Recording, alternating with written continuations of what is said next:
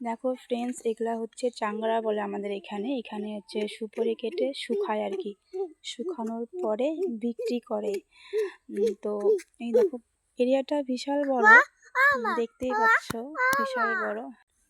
এখনো সুপারি আনেনি, আগে উদ্বোধন করবে তারপরে। আর ওই যে দেখো এখানে আমার বাবা আর দাদা চুলা বানাচ্ছে। এখানে হচ্ছে বড় বড় হাঁড়ি দিয়ে সুপারি সিদ্ধ করে, সিদ্ধ করার পর মানে আর কি সব মহিলারা কাটে সুপারিগুলো। চলো তোমাদের চুলাটা ভালো করে দেখাচ্ছি। এই দেখো মাঝখানে শিক দিয়েছে লোহার, এই পাশ দিয়ে জাল দিবে। এই যে নিচে যে ফাঁকা জায়গাটা দেখতে পাচ্ছ, এখান দিয়ে হচ্ছে ছাইগুলো বের করবে। কি সুন্দর।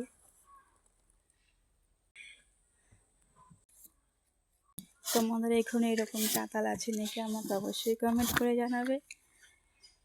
আর সুপারি আনার পর কীভাবে কাটি আমরা তোমাদের সেটাও অবশ্যই ভিডিও করে দেখাবো। আজকের মতো টাটা।